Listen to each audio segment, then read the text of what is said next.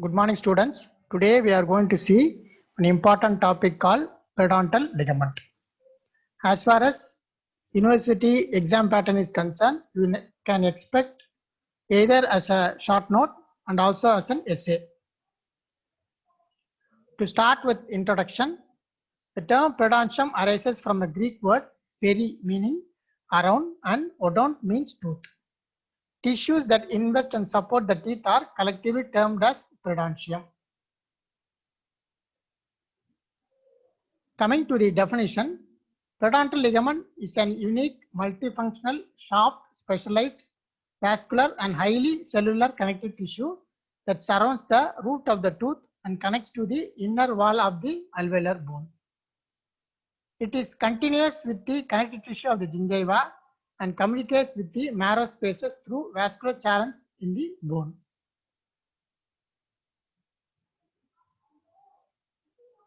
The other names of the periodontal ligament are periodontal membrane, alveolo-dental ligament, desmodont, pericimentum, dental periosteum, gomphosis.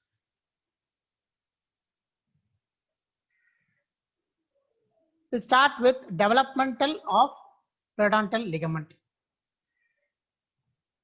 The enamel organ is surrounded by a condensation of ectomesenchymal cells called dental sac.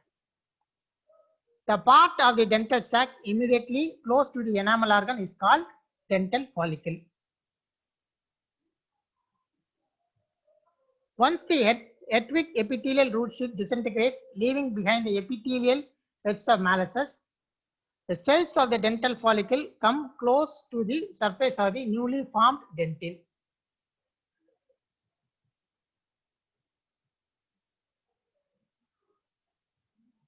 The dental follicle cells then differentiate into cementoblast and lay down cementum on dentin on the developing root. The other cells of the dental follicle differentiate into fibroblast and lay down fibers and also ground substance of the periodontal ligament.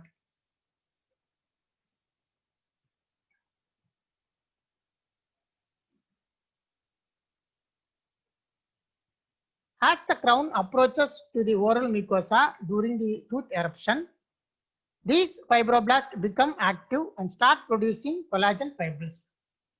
They initially lack orientation, but they soon acquire an orientation oblique to the tooth.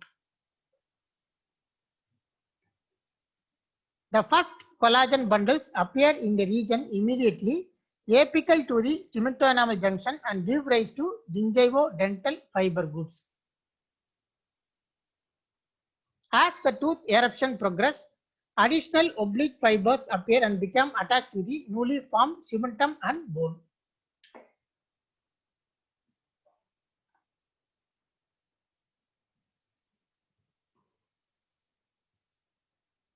This is the pictorial representation of development of periodontal ligament.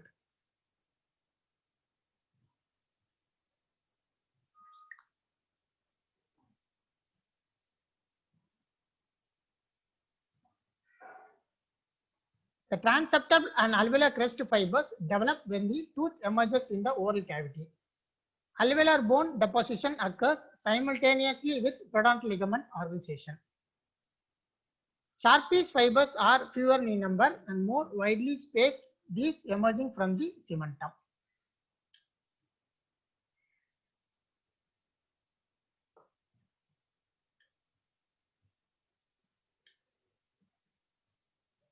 At the later stage, alveolar fibers extend into the middle zone to join the lengthening of the cemental fibers, attain their classic orientation, thickness and strength when the occlusal function is established.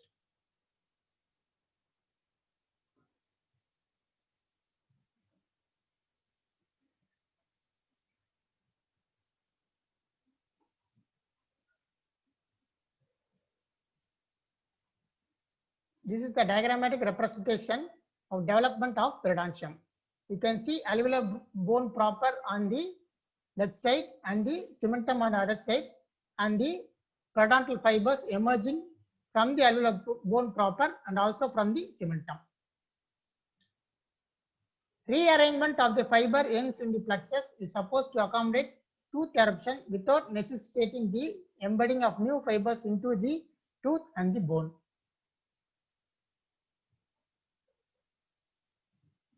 As the tooth eruption proceeds, the obliquity of the fibers gradually decreases and the position of the cemento-enamel junction, which is originally apical to the crest of the crypt, comes to the level of the crest and then coronal to the alveolar crest.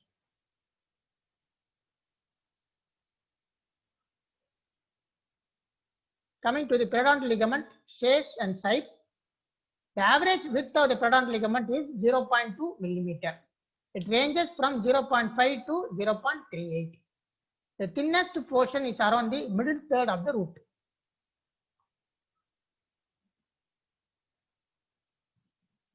As the age of 11 to 16 years, the approximate width is 0.2 mm.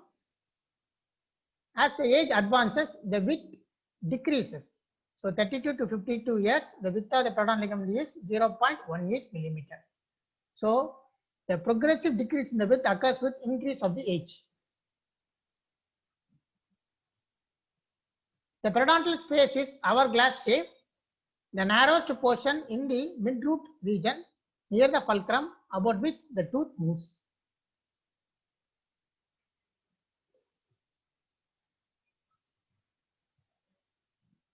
Coming to the principal fibers of the periodontal ligament. These are the important elements of the periodontal ligament, which are collagenous, arranged in bundles and follow a wavy course when viewed in longitudinal sections.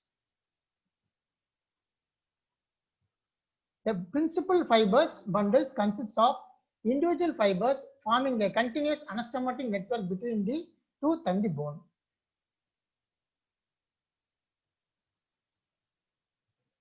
The principal fibers of periodontal ligament are transeptal group, alveolar crest group, horizontal group, oblique group, apical group and interradicular group.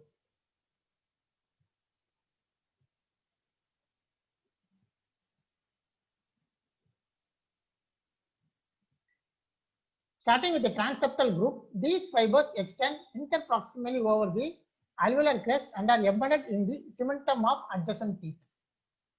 They are reconstructed even after the destruction of the alveolar bone as occurred in the periodontal disease. It resists tooth separation either mesial or distal. Coming to alveolar crest group, alveolar crest fibers extend obliquely from the cementum just beneath the junctional epithelium to the alveolar crest. Fibers also run from the cementum over the alveolar crest and the fibrous layer of the periosteum covering the alveolar bone. They prevent the extrusion of the teeth and resist lateral movements of the tooth. Their incision does not significantly increase the tooth mobility. This is the diagrammatic representation of principal fibers of the periodontal ligament.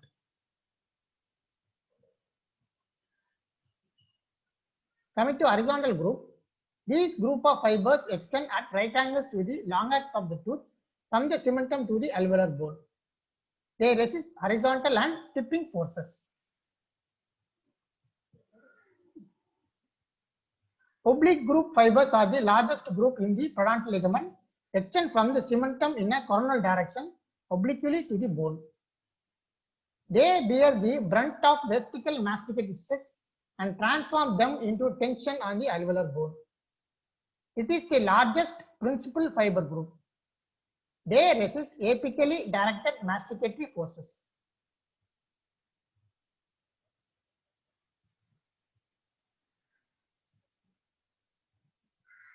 Coming to apical group, the apical group radiate from the cementum to the bone at the fundus of the circuit.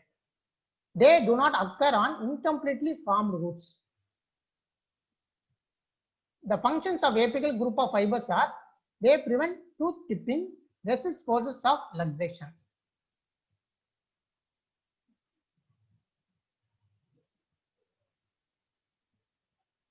Interradicular fibers. These fibers fan out from the cementum to the teeth on the percussion areas of multi-rooted teeth. They resist forces of luxation and rotation.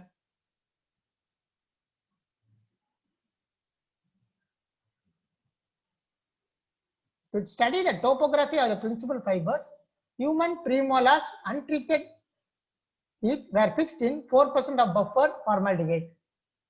Then they were viewed under the scanning electron microscope. The studies showed that they occur in smaller bundles. Fiber bundles appear to increase by additional layer of peripheral bundles. On the root surface, outer portion of the fiber bundles interlaced with the fibrous coating.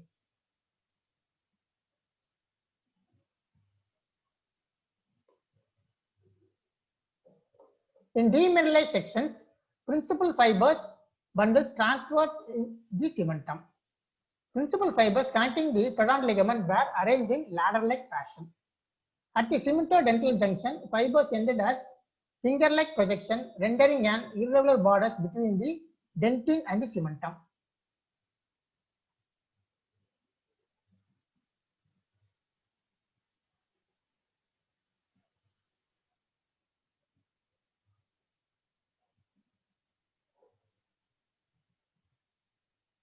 The collagen bundles of the periodontal ligament are embedded into the cementum and the alveolar bone, similar to that of tendon inserted into the bone. These fibers is called Sharpey's fibers. This is a very important short answer you can expect in the university exam. These fibers level to concentrate on the crestal region. Orientation is similar to that of adjacent periodontal ligament bundles. The bone adjacent to the periodontal ligament that contains greater number of Sharpey's fibers is called the bundle bone. Some Sharpey's fibers are completely calcified, but most contain an uncalcified central core within a calcified outer layer.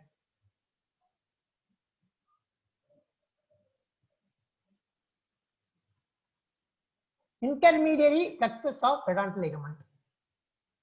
The principal fibers frequently run a wavy course from cementum to the bone. It may appear as fibers arising from the cementum and the bone are joined in the mid-region of periodontal ligament space, giving rise to a zone of distinct appearance called intermediate plexus.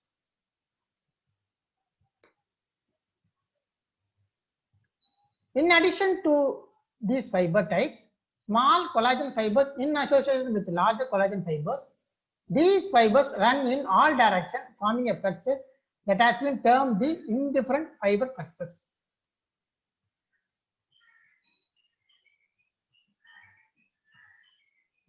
Coming to the cells of the periodontal ligament, there are three types of cells in the periodontal ligament: connective tissue cells, epithelial rest cells, and defense cells.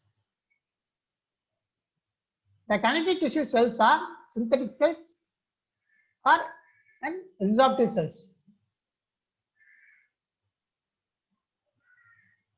The synthetic cells are fibroblast, cementoblast, and osteoblast. The fibroblasts produce the fibers, cementoblast deposits the cementum, and osteoblast deposits the bone. Resorptive cells are osteoclast, odontoclast, and cementoclast.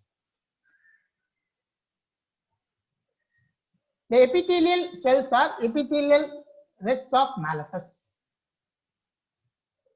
Defense cells are macrophages, mast cells, and eosinophils.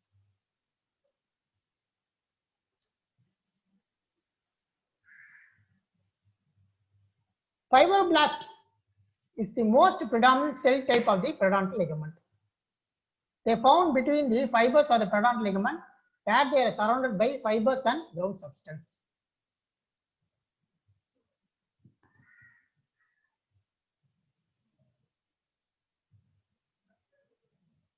Coming to the structure, the fibroblasts are ovoid or elongated cells oriented along the principal fibers.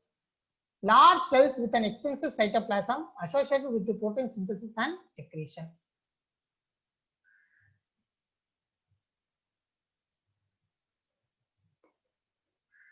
The periodontal ligament fibroblasts are large cells with an extensive cytoplasm. They have well-developed cytoskeleton. Adherents and gap junctions reflecting the functional demands placed on the cells. Align along the general direction of the fibers. The collagen fibers or the bundles are continuously being remodeled by the fibroblast.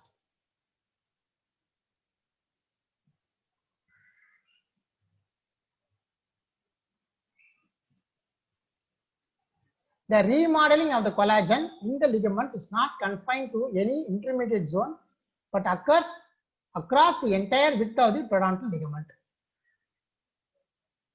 Because of the exceptionally high rate of turnover of collagen in the ligament, any interference in the fibroblast function by disease rapidly produces a loss of tooth supporting tissue.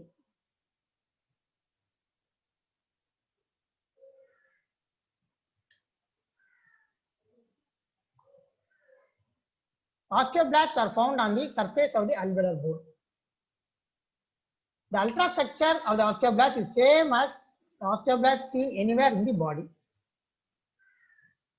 Bone forming cells are derived from the osteoprogenitor cells, seen on the surface of the bone, giving an epithelial-like appearance. The shape varies as oval, triangular, or cuboidal. Nucleus is ovoid and euchromatic. Cytoplasm is basophilic because of abundant rough endoplasmic reticulum, responsible for laying down the organic matrix of the bone, including the collagen fibers. Alkaline phosphatase present in the osteoblast is responsible for its mineralization.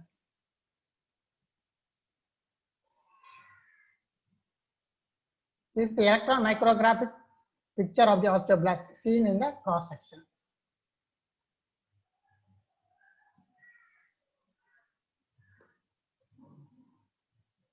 Coming to the functions, it maintains the integrity of the lacunae and canaliculi. Open the channels for diffusion of nutrition through the bone. Play a role in removal or deposition of matrix and calcium when required.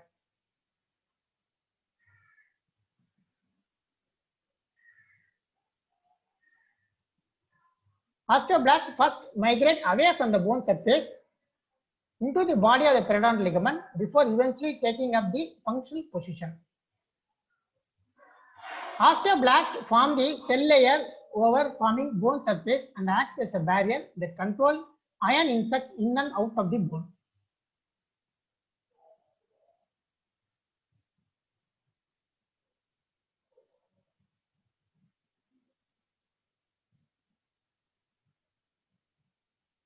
Coming to cementoblast, these cells are responsible for secreting the organic matrix of the cementum.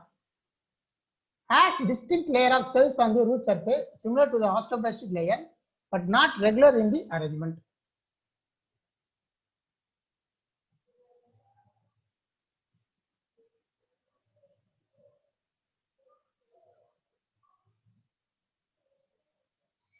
Cementoblasts differ from periodontal ligament fibroblasts in they appear near to the cementum. It has less endoplasmic reticulum and it has more mitochondria.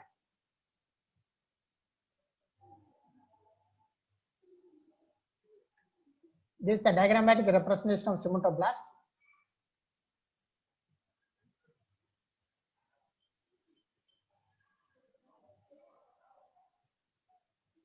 Coming to osteoclast, they are bone resorbing cells. They present on the surface of the bone where it is removed. At such location, cells occupy pits called resorption bays or house-shaped lacunae. The large cells are 20 to 100 micrometers in diameter. It has numerous nucleus up to 20 nucleus or more. Cytoplasm has numerous mitochondrial lysosomes.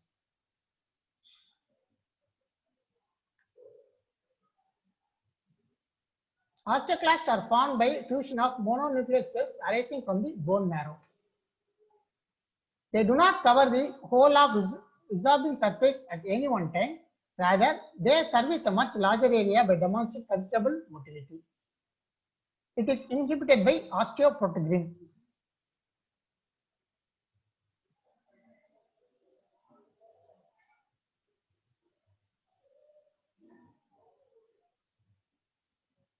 Cementoclast. They resemble osteoclast. They are located in the house-shaped lacunae. Origin unknown but believed to same that of osteoclast. Since constant deposition of cementum occurs, these cells are not seen during normal functioning of the cementum.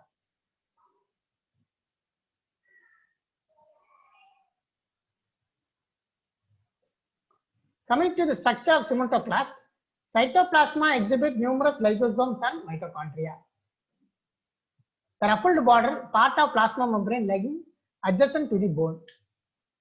It has few ribosomes. It has less rough endoplasmic reticulum.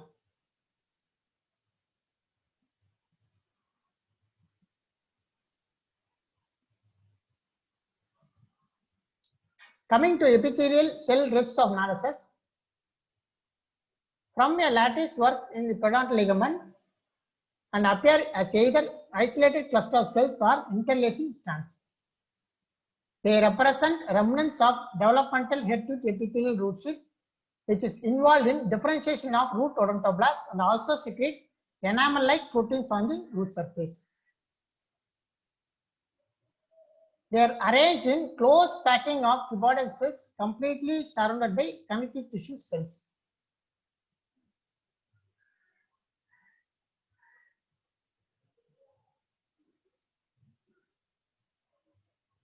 They are located closer to the cementum than to alveolar bone.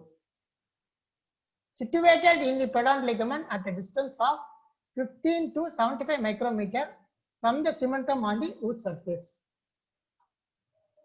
As age increases, the epithelial cell rests move vertically and are located mostly in the vertical region in the gingiva.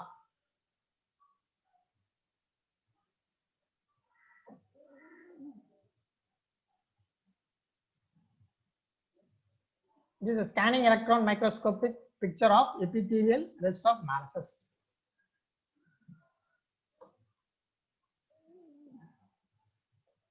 Related study shows after reimplantation, ankylosing and subsequent root resorption never occur when a periodontal ligament that contained epithelial cell rests was retained. These authors suggest that epithelial cell rest may be in the factor of limiting the resorption and play a role in the maintenance of periodontal ligament space.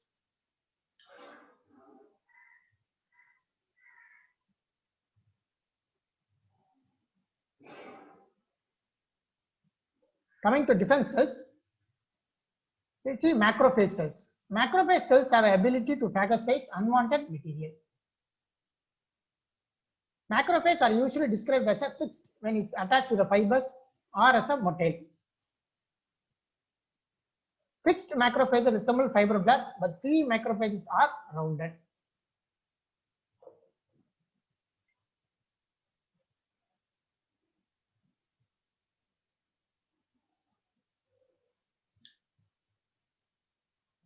It has smaller nuclei and stain intensity than the fibroblast.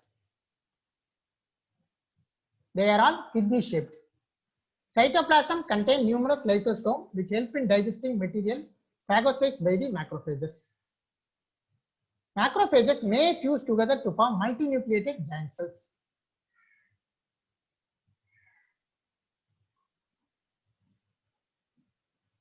The scanning electron microscopic view of multivesiculated body of macrophage. Mast cells. It's a very important short answer. These are round or oval cells. Nucleus is small, centrally placed microvilli present on the cell surface. Presence of numerous granules in the cytoplasm. Granules are known to contain acid monopolysaccharides. The cell membrane of the mast cells contain antibodies which react with the antigen. This leads to the rupture of cells which discharge histamine and serotonin. The discharge in turn leads to the local reactions like urticaria or severe general reactions like anaphylactic shock.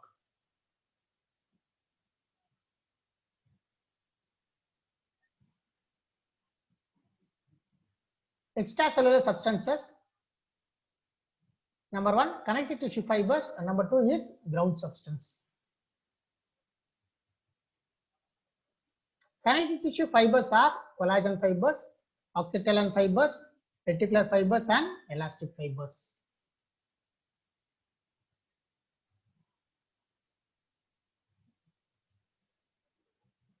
The ground substance are proteoglycans and glycoproteins. The collagen fibers are formed by the fibroblast. The predominant collagen of the periodontal ligament are type 1, type 3, type 12 within the individual fibers having a relatively smaller average diameter than tendon collagen fibers. Collagen type 4 found in basement membrane of the junctional epithelium and epithelial rest of periodontal ligament.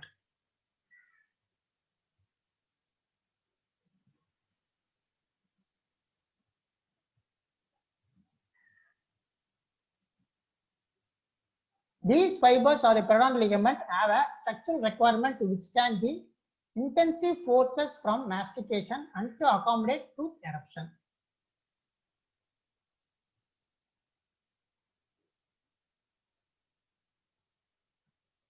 The collagen fibril diameter of the periodontal ligament are relatively small with mean diameter of 45 to 55 micrometers, which is much less than compared to other connective tissues. Example, the tendon fibrils, it has diameter more than 250 micrometers. The scanning electron microscopic view of collagen fibrils. Coming to the functional adaptation of the collagen fibers of the periodontal ligament. The internal orientation of the collagen fibers in connective tissue suggests that collagenous bundles could resist axially directed forces. The arrangement of majority of periodontal ligament fibers into the horizontal and obliquely directed groups may therefore be adapted to resist axial forces.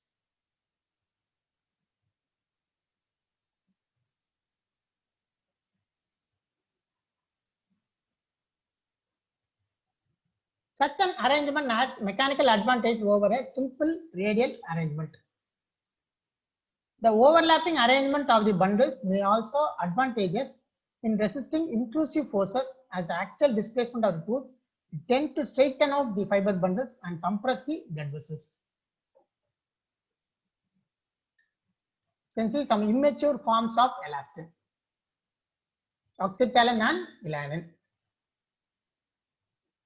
Oxytalin fibers run parallel to the root surface via vertical direction and bend to attachment to the cementum in the cervical third of the root, restricted to the walls of the blood vessels.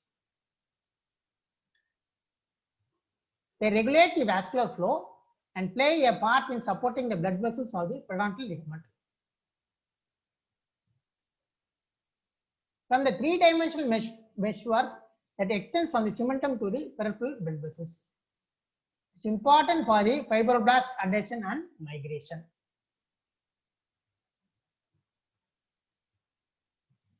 The elastic meshwork in the periodontal ligament is composed of elanin fibers. This is the transmission electron microscopic view of oxytalin fiber in the cross section.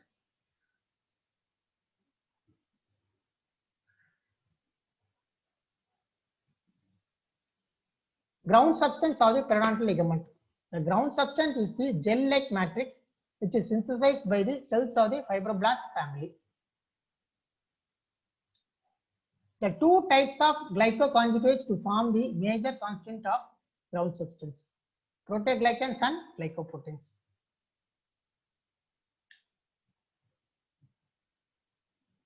Proteoglycans composed of specific core of proteins to which one or more glycosaminoglycans chains are covalently attached to the sequence, usually the trisaccharide galactose and xylose.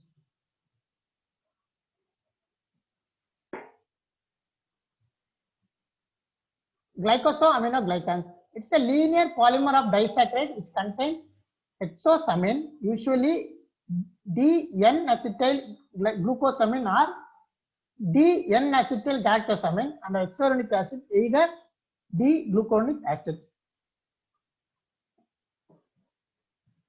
Other proteoglycans are chondroitin sulfate, dermatin sulfate, heparin sulfate, and hyaluronic acid, currently named as hyaluron. It is a non-sulfated glycosaminoglycans.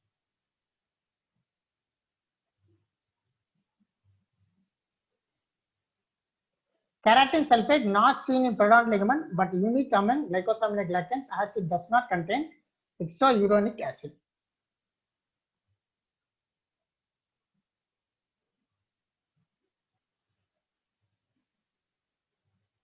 Three distinct related glycoproteins of the extracellular matrix have been localized in the decalcified sections of the human periodontal ligament.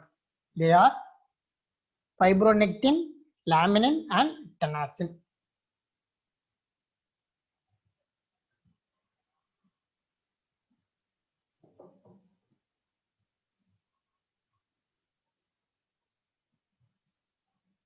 Fibronectin present in loose connective tissues and in embryonic basement membrane.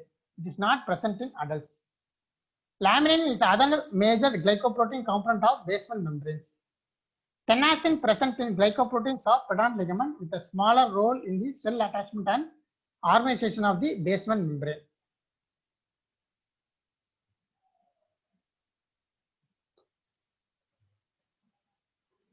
Coming to the vascular supply of the periodontal ligament. The blood supply to the supporting tissues of the teeth are derived from the inferior and superior alveolar arteries of the mandible and maxilla. It reaches the periodontal ligament via three sources.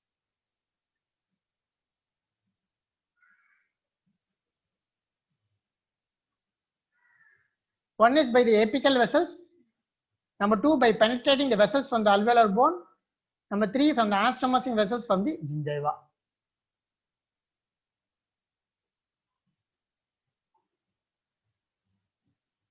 The branches of the apical vessels supply the apical region of the periodontal ligament before the vessels enter the dental pulp. The transalveolar vessels are branches of the intraseptal vessels that perforate the lamina dura and enter the periodontal ligament. The intraseptal vessels continue to vascularize the gingiva. The vessels within the periodontal ligament are contained in the interstitial space of loose connective tissue between the principal fibers and are connected in a net-like plexus that runs longitudinally and closer to the bone than the cementum.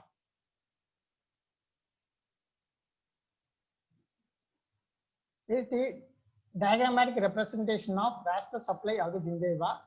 Number one is the blood supply through the periodontal ligament. Number two is through the alveolar bone. Number three is through the surface of the periosteum. Numerous branches arise from the intraalveolar vessels to run horizontally, penetrate the alveolar bone and entering the ligament. They are called perforating arteries.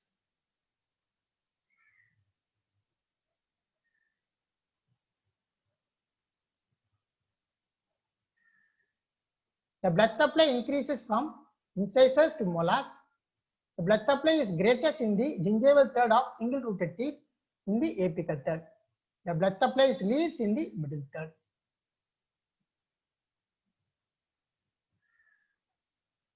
Whereas the blood supply is equal in the apical and middle third in the case of multi-rooted teeth. The blood supply is greater in the mesial and distal surface than on the facial and lingual surface. The blood supply is greater on the mesial surface of the mandibular molars than on the distal surface.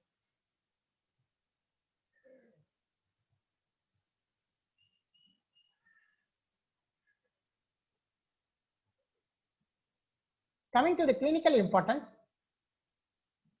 in the healing of extraction wounds, new tissues invade from the perforation and formation of blood clot occupying the socket is more rapid in its gingival and apical areas.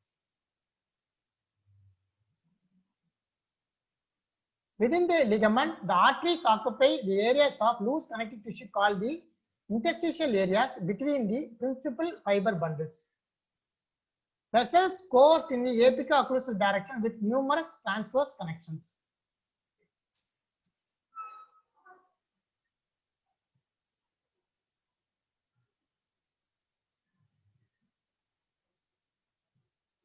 Coming to the innervations of the periodontal ligament.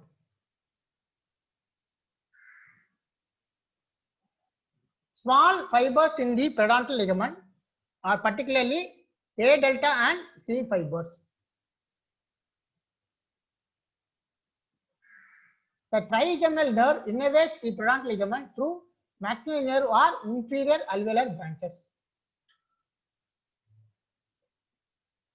The majority of nerves supplying the periodontal ligament pass through the foramina of the alveolar bone to enter the periodontal ligament space close to the tooth apex, while others enter via the lateral aspect of the alveolar wall. The nerve bundles terminate as free nerve endings and Ruffini corpuscles. The free nerve ending, they are located in the regular intervals along the length of the root. Ruffini corpuscles appear dendrite and end in terminal expansion among the periodontal ligament fiber bundles.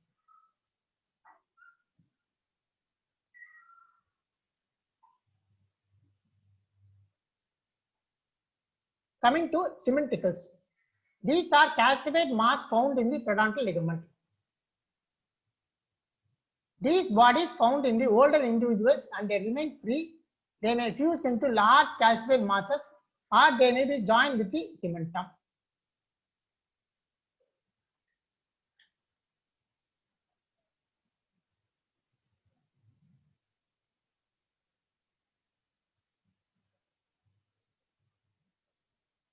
As the cementum thickens with age, it may envelop the bodies and will be adherent to the cementum. They form excementosis. The origin of the cementosis is unknown. It was thought that the degenerative epithelial cells form the nidus for the calcification.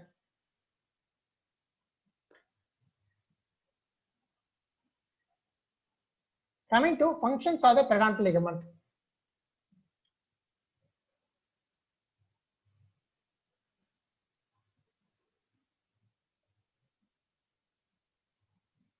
The functions of periodontal ligament are physical functions, formative functions, nutritional functions, and sensory functions. The physical functions of periodontal ligament are they provide a soft tissue casing to protect the vessels and nerves from the injury by the mechanical forces. They transmit the occlusal forces to the bone. They attach the teeth to the bone. They maintain the gingival tissues in their proper relationship to the teeth. They resist the impact of the occlusal force and acts as a shock absorption.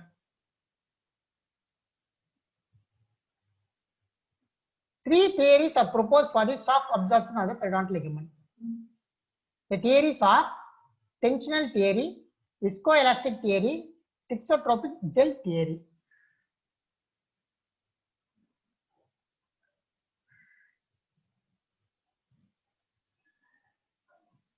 Tensional theory. When force is applied to the crown, the fibers first unfold, straighten, and then transmit the force to the alveolar bone, causing an elastic deformation of the socket. When the alveolar bone has reached its limit, the load is transmitted to the alveolar bone.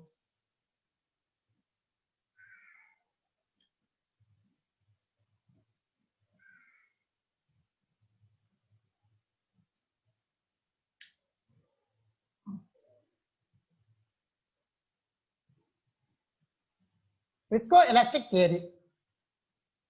Displacement of tooth to be primarily controlled by the fluid movements. When forces are transmitted to the tooth, the extracellular fluid passes from the periodontal ligament into the narrow spaces of the bone through the foramina in the cortical layer.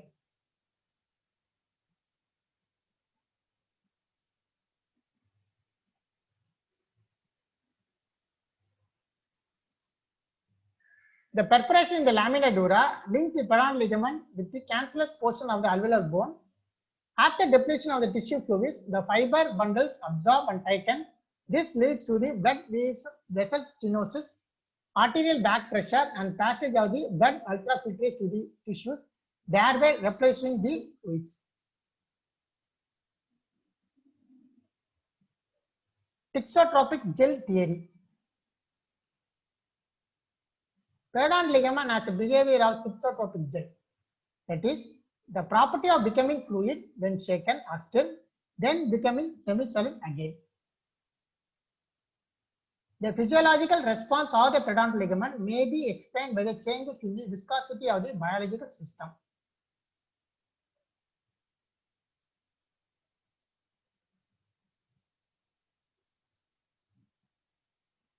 Coming to formative and remodeling function, the pedant ligament is constantly undergoing remodeling. Old cells and fibers are broken down and replaced by new ones. The rate of formation and differentiation of the fibroblasts affects the rate of formation of the collagen, cementum, and alveolar bone.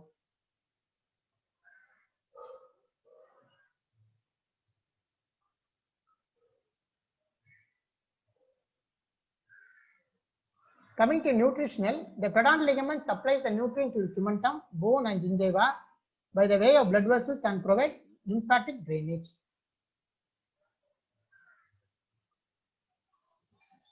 Coming to sensory functions, the pedant ligament is abundantly supplied by the sensory nerve fibers capable of transmitting tactile pressure, pain sensation by the trigeminal pathways.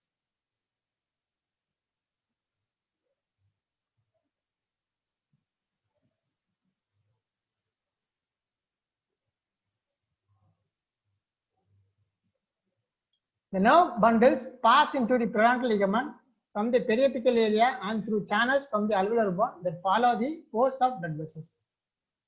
They divide into single myelinated fibers which ultimately lose their myelin sheath.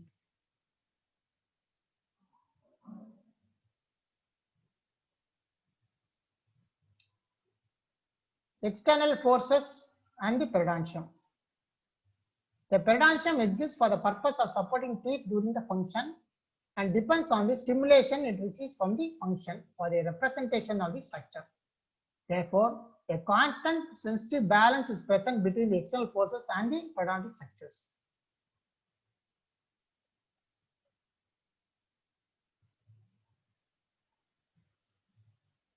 The pedant ligament also depends on stimulation provided by the function to preserve its structure. Within the physiological limits, the peduncle ligament can accommodate and function with an increase in the diameter and number of surface fibers.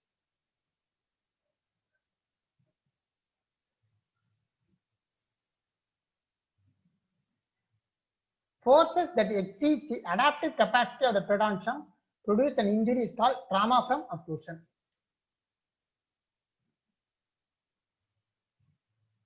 The pedant ligament also atrophies, appearing thin, and fibers are reduced in number, density, and disorientated, and finally, ultimately arranged parallel to the root surface.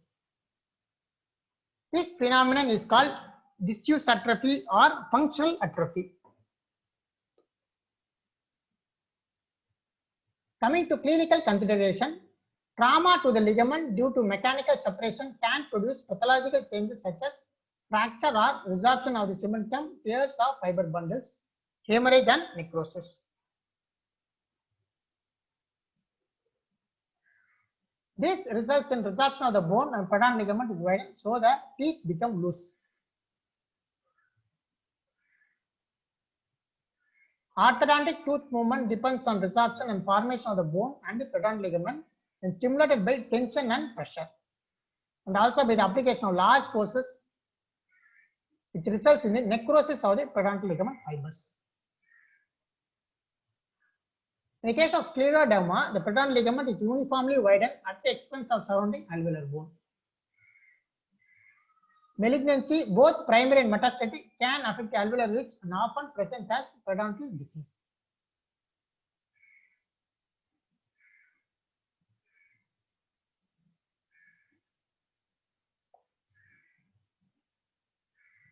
A uniform widening of the pedant ligament can be an early sign of osteosarcoma. Irregular destruction of the pedant ligament bone without tooth displacement is frequently a result of squamous cell carcinoma or metastatic carcinoma.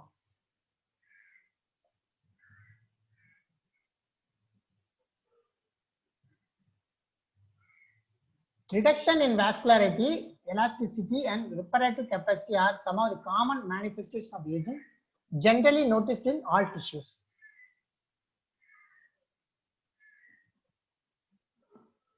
So, in the effects of aging on the pedant ligament, Orban and Gottlieb believe that age, gingival recession, alveolar bone resorption occur, which is termed as senile atrophy.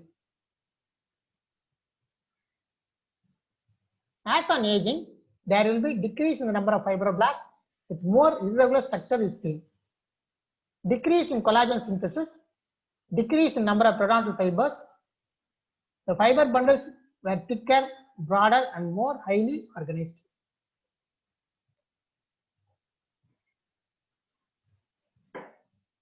Area of hyalinization were present, decreased organic matrix production and epithelial cell rest, increased amount of elastic fibers.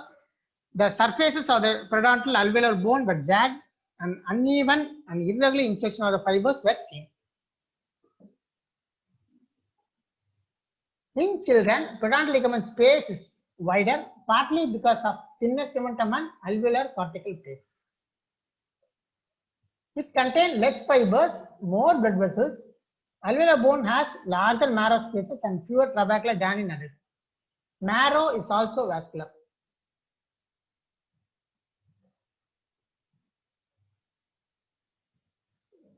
Radiographically, distance from the semitonormal junction to the alveolar bone crest of the primary canines and molars range from 0 to 2 mm. The susceptibility to periodontal disease is more significant for the rate of periodontal dissection than the length of time plaque is present due to age effect.